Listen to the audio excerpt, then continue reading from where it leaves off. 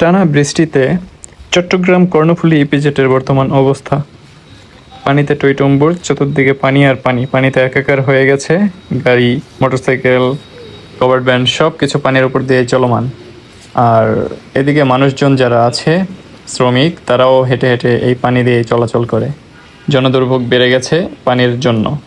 আমাদের দেশে রাস্তার উন্নয়নের সাথে সাথে ম্যানহোল যে করবে সেই দিকেও নজর রাখতে হবে। তাই রাস্তা করার পূর্বে অবশ্যই পরিকল্পিতভাবে সর্বোচ্চ বড় মাপের যেই পাইপ আছে এই পাইপ দিয়ে কর্তৃপক্ষের উচিত ড্রেন লাইন করা।